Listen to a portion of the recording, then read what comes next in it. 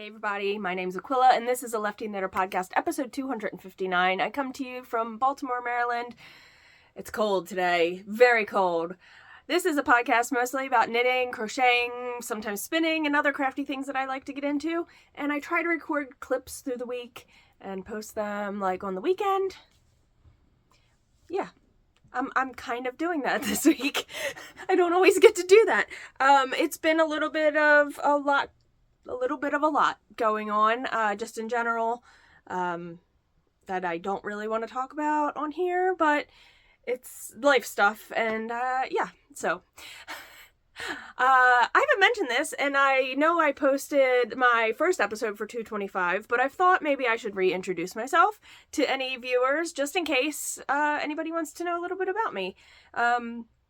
I am a self-taught crafter. I mean, I learned crafts and stuff in the Girl Scouts when I was little. My mom did lots of crafty things, but I didn't knit or crochet or anything like that from anyone in my family. Now, my grandmother, my maternal grandmother, my mom's mom, was very much into, I remember her crocheting more than anything, and she was also left-handed, and she definitely crocheted left-handed. She was very lefty dominant, just like I am.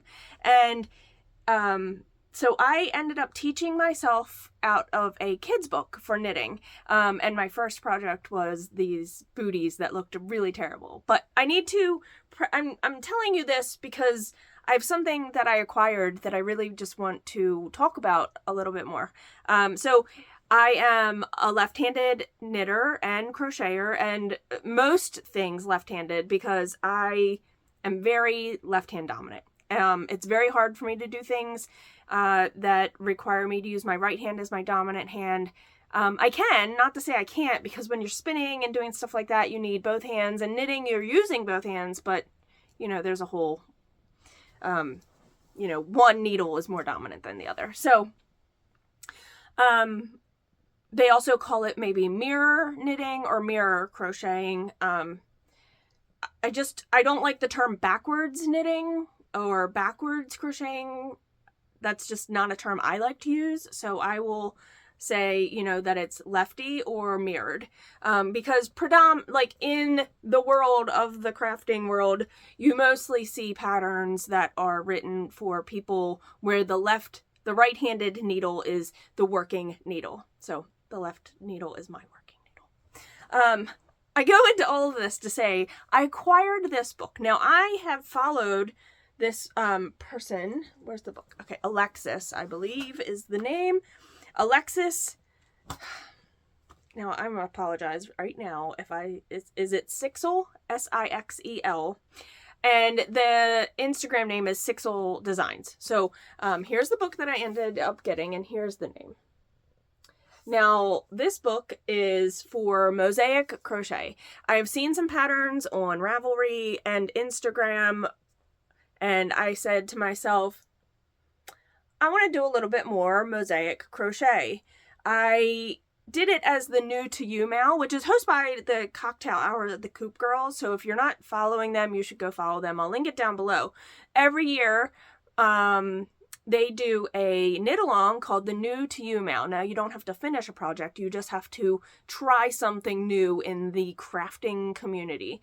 So you can try a new heel, you can try a new cast on, you can try a new embroidery stitch. It's up to you, and you just post it in their forums. So I'll link their podcast down below, which will have all their information that you can follow. And I did Mosaic crochet and did a pillow. Well, I did, I think it was for a pillow form, when I looked up the pattern. So I did end up making it into a pillow, because I didn't have to, right? I could have just made the panel, made it as a wall hanging, did whatever. It could have been like, either way, I did that. So Mosaic crochet is not new to me, but I saw a pattern, it's called Crystals, and it's a wall hanging. It is not in this book. This book does have a lot of really great designs in it, and I'm going to show you two things that I've already done out of it. But I want to make this wall hanging, and I want to use some hand spun. This was a bat that Tammy from Cinematic Skeins had sent to me. It was like a dark rainbow. And I want to pair it with something light, like a gray. I had it out, and I think I shoved it back in here. It's going to, you know, something similar to this. Okay, sorry. I'm going to have loose ends and bins. But I want the background to be like a lighter color. So I eventually want to make that, and I just haven't done that. That is a separate pattern. I went all into this, and I didn't say, I self-taught myself in around 2002. So I've been doing this like 22, 23 years, whatever. Okay. I didn't mention that, so I'm sorry. And also everything that I talk about, I'll try to link down below. And if I forget to link something, just ask me and I will, reply in the comments. So I want to make that crystal wall hanging, but I bought the book because I had seen that there was a YouTube video by the designer that talked about all the patterns in the book. And there's a pattern in here that gets you like started. And it's just a little mug rug. Okay. It's just a little mug rug. It's not on the cover. I'll show you though, because I made one. And I figured this would be a good way for me to really understand what I'm doing. Now with Mosaic crochet, it is, if you're doing it flat, you are cutting your yarn every round, just so you know. So you get all these ends. So I did this Mosaic crochet using cotton I already had purchased to make wind spinners. So this is the K&C Knit and Crochet Cotton Essentials. It is a DK weight yarn. And this is the yarn I've been using. Because I have a bunch of colors. My cat is right here in front of me. Oh, I want to go back to the book, but I'm going to go back to the book. Okay. So here is, I haven't fully finished it. I haven't blocked it, and I haven't woven my ends, or I might just trim them and leave it looking like, it kind of reminds me of like a magic carpet. The pattern calls to add tassels, but I actually kind of like the scraggly, maybe making them real short and doing that. So,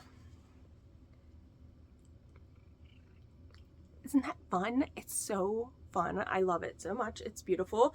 And I'm really happy with attempting this. So in the book, I am very grateful, and I did message the designer privately, and I also posted about it on my Instagram. There are instructions for each of the stitches. So I'm not going to go super close, but I am going to super close for a minute because look what it says. Left-handed.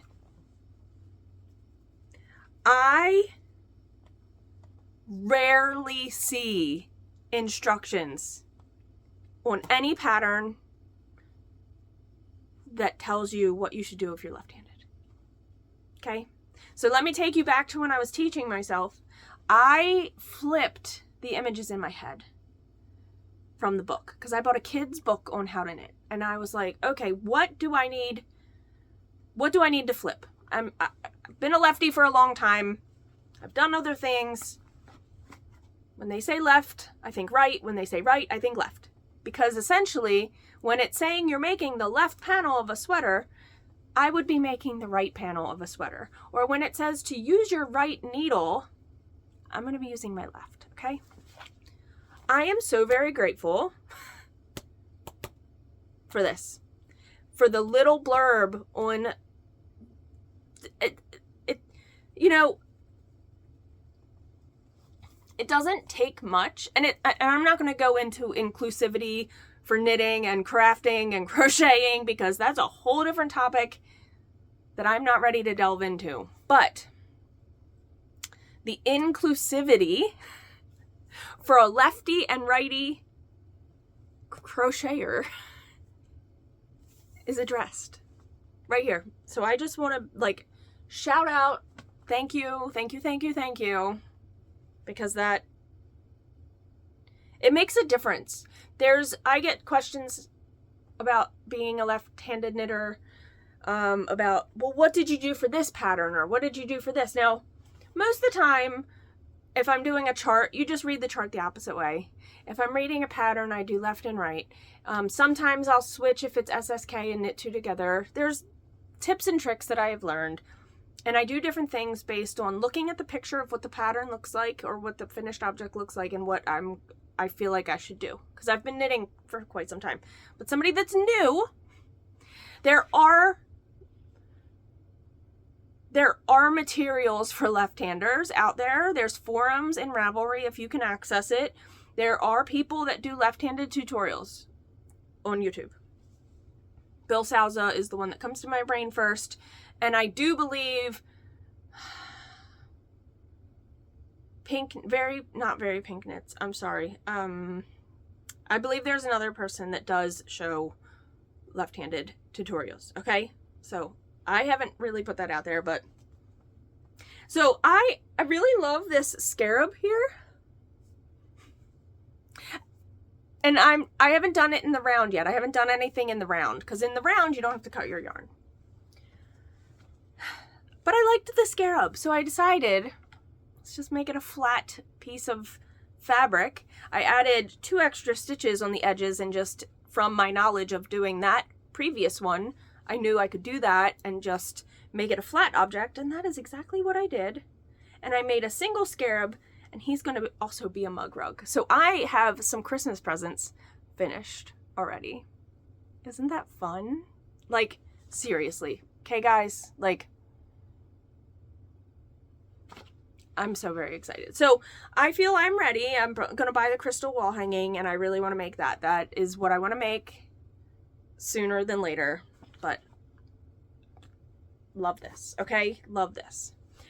I talked about, I was spinning the green loop bump that I purchased forever ago. And I have now plied it. I have not washed it and whacked it, but I have plied it. It is a 3-ply. It kept all my colors together.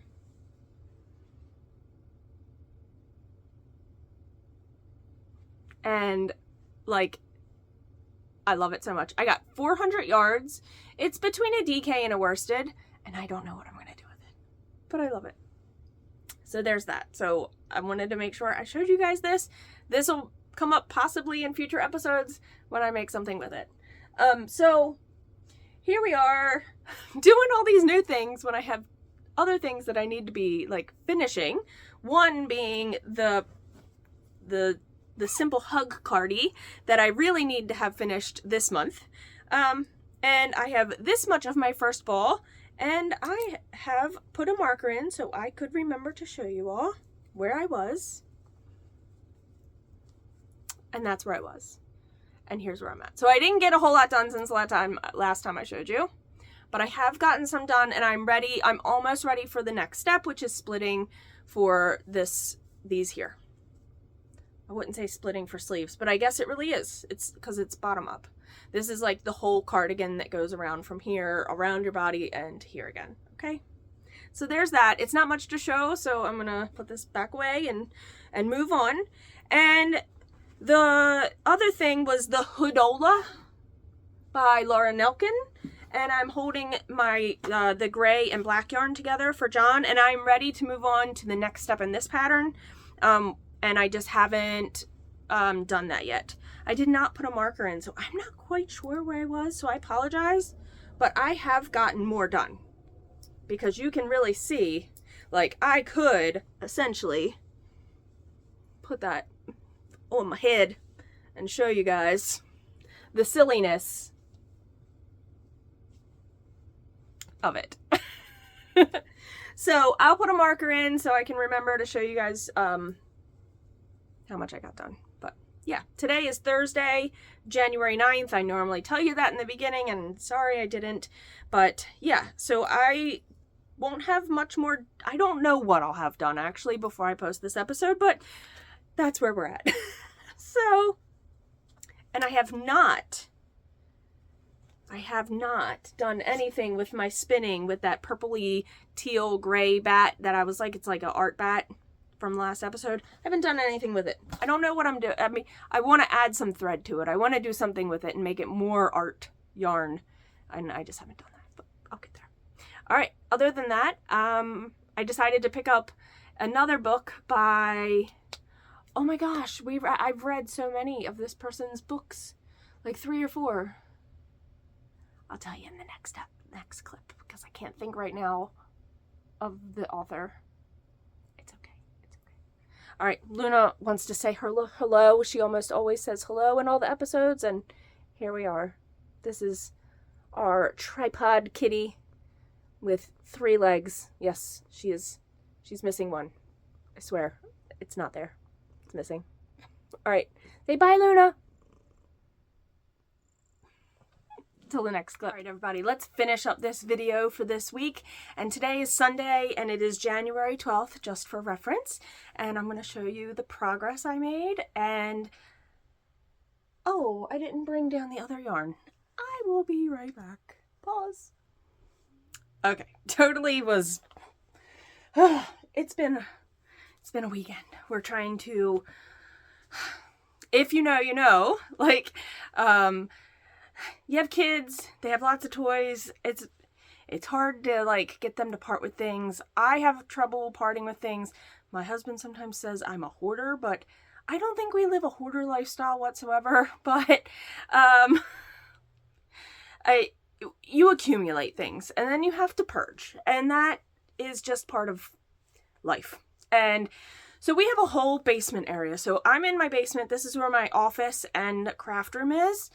And there's like a whole big room beyond you guys, and that used to be a bedroom, and then it was kind of a playroom for Hayes, and then let's see, it's just been like a throw-all, catch-all place, and that's okay.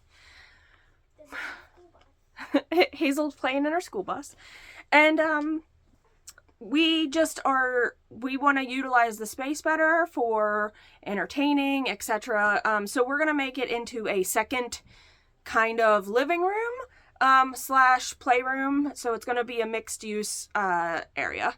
So this cat, if she can be next to me, she's next to me. Okay, go get Hazel. Nope. All right. I've been working on the Hoodola. I've talked about this in the beginning, and I've made some progress. I don't think I put a marker in, so I apologize from when I showed this at the last point. I can't remember if I did or not, because this marker is the marker that's there, and I'm not quite sure. So this is the hood. Here's the opening for the face, and now I've joined in the round, and I'm working.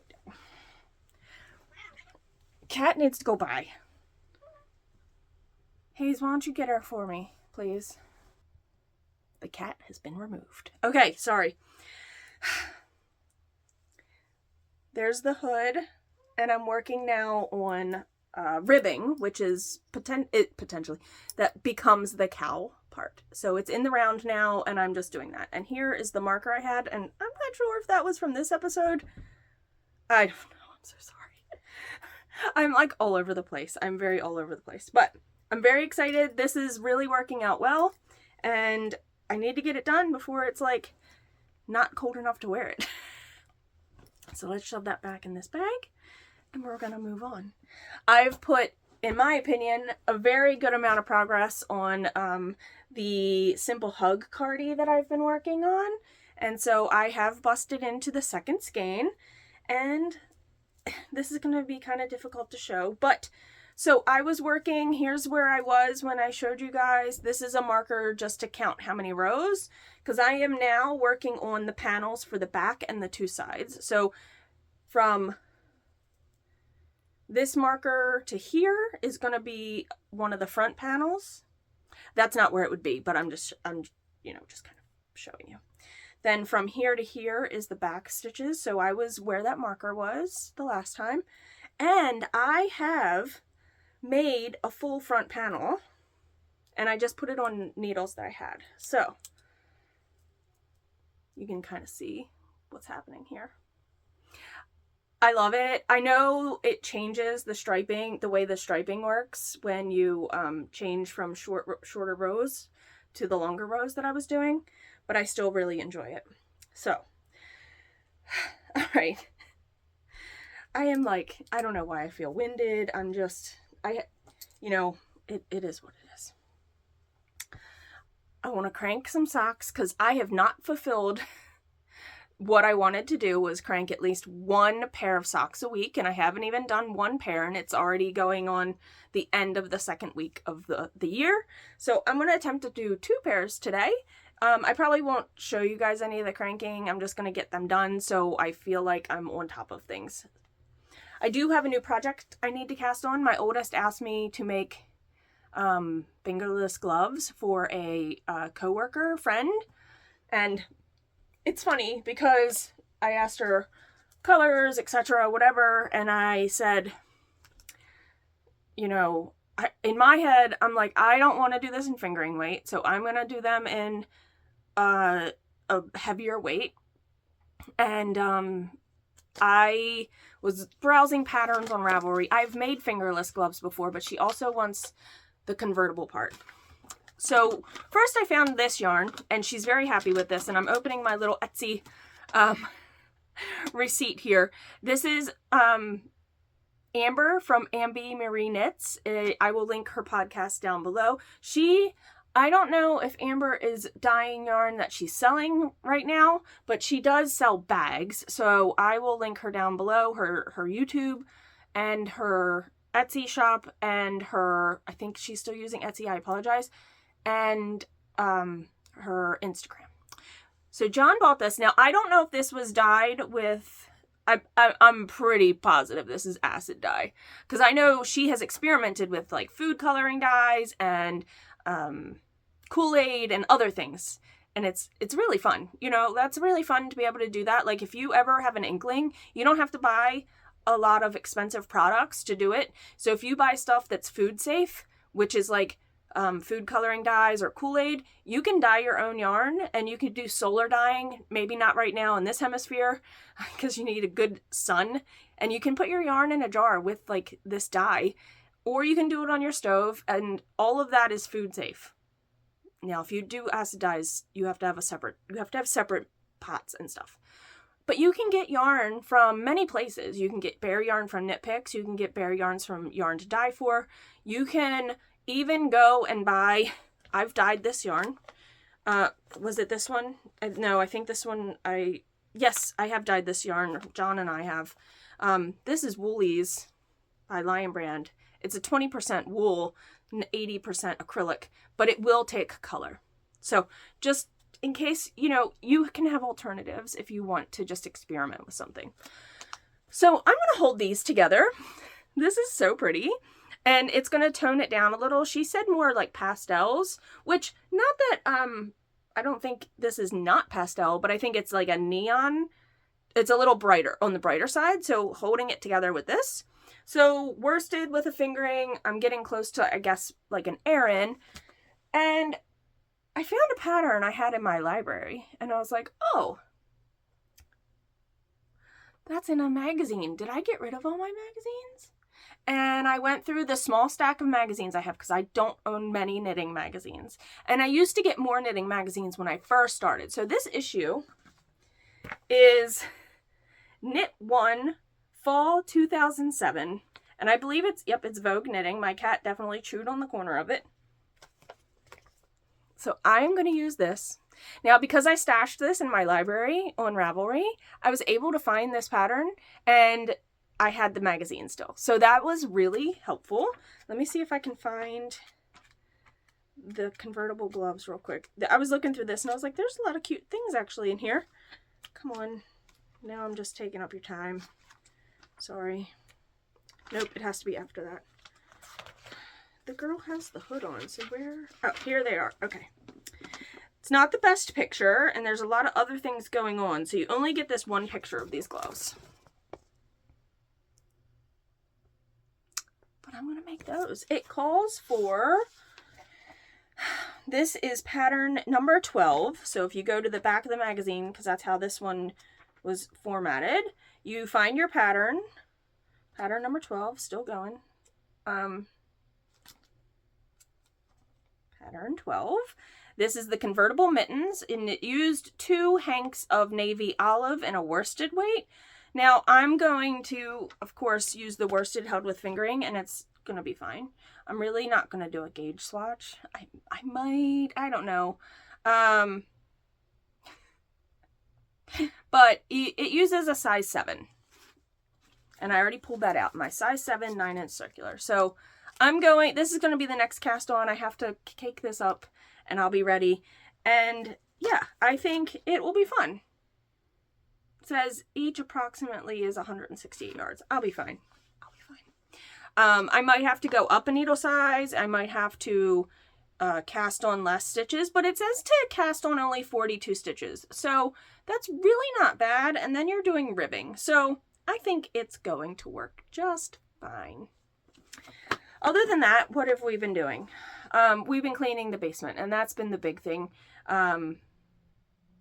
Really, that's been like everything that's been worked on in the last couple days. I haven't watched anything new. I am watching, though, You Can't Ask That. It's an Australian produced show, and it's about like all the questions you shouldn't ask certain groups of people. Like, you shouldn't ask that to homeless people. You shouldn't ask that to blind person. You shouldn't ask that to somebody who's been in prison, etc. It's all the questions that, like, let's put it this way. Kids don't have much of a filter, right? So they will ask all the questions.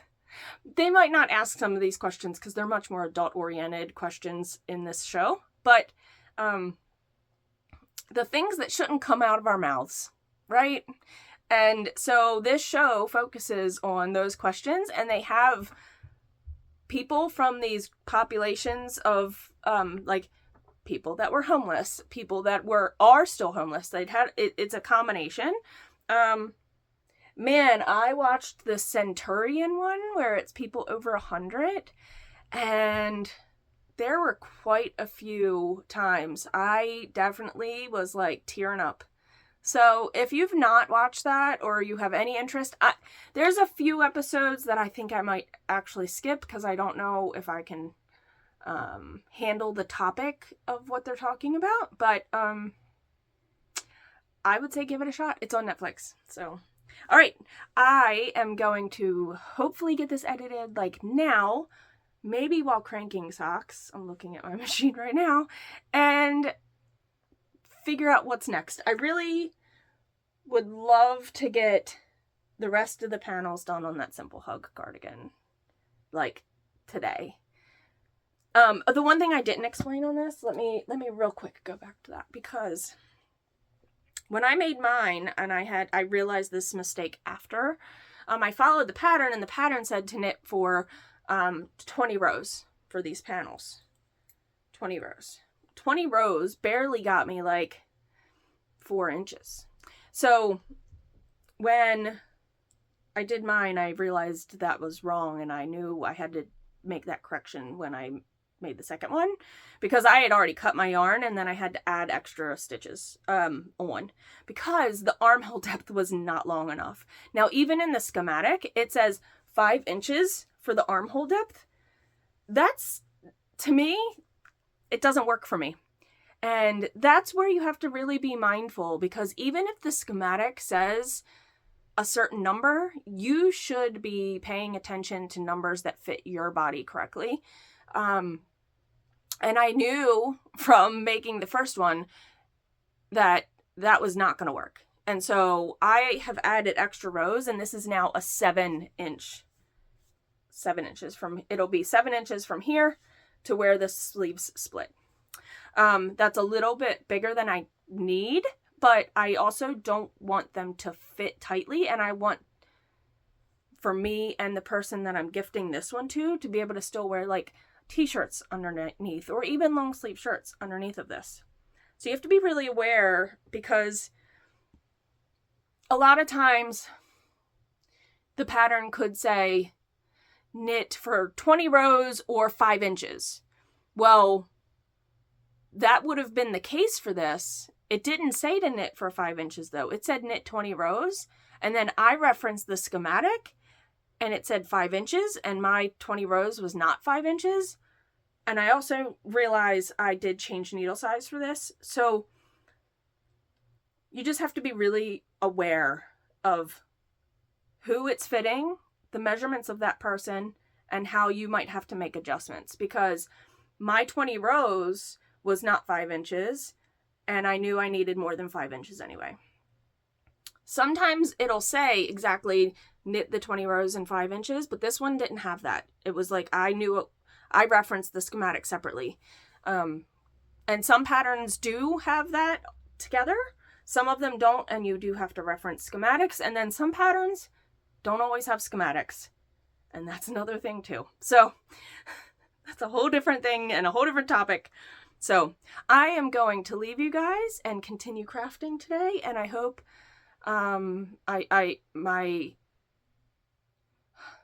my brain is definitely, I'm seeing all the footage in California, and it's really just, it's like so sad. And I've heard people say, but they're rich, and I'm like, they're people that are losing their homes. It don't matter if you're rich or you're poor and you're losing that roof over your home, you're losing all your possessions. That it's traumatic, and it's sad, and it's really, it's gonna be like, it's so stressful. I can't even imagine having to be in that situation. So I wish just people would be more mindful when they blast their comments, and they're the keyboard warriors out there, and it's real hard. So that's why a lot of times I can't even read half the comments on social media, because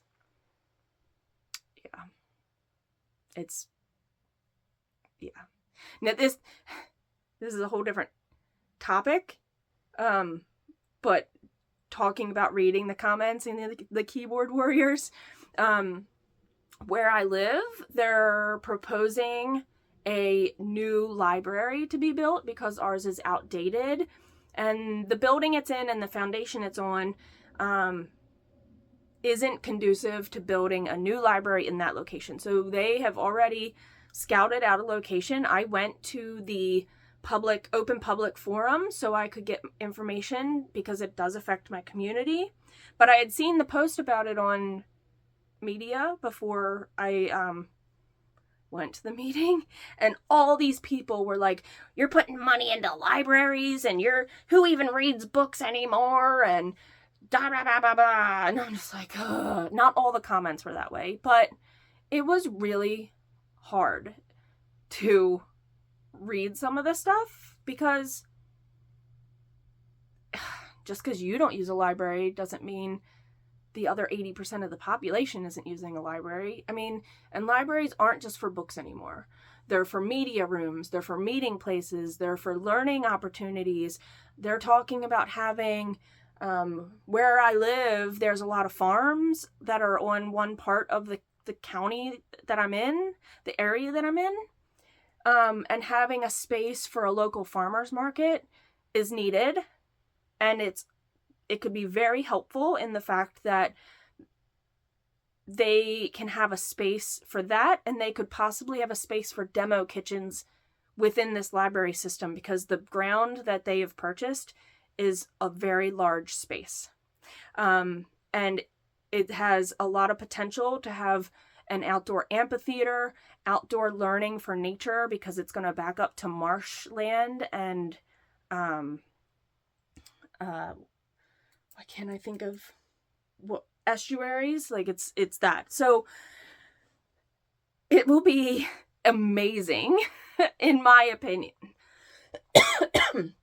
I know not everybody will feel that way, but yeah, circling back, it was just all those negative people and right. It was just, and all the people that were at the public forum when I went, because they held 2 sessions, everyone was so positive. I met teachers from some of the local schools that not Hazel goes to, but other ones that would affect their community. I met people that worked for nonprofits. I met a few people that were on the library board. I met a few people that worked for the waterway restorations, and they wanted to be there because they knew that this property had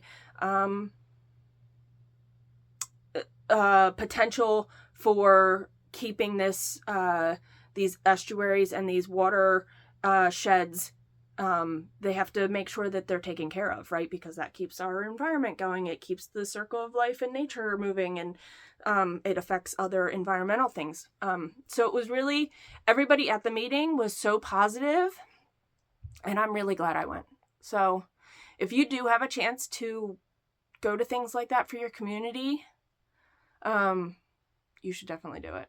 So, wow, I've talked a whole lot about different things in this episode. So, make sure you're taking care of yourself and others and checking in on all the people that you love and care about. And, yeah, don't be a keyboard, negative warrior. All right, until the next episode, peace, love, and happy crafting, y'all. Bye.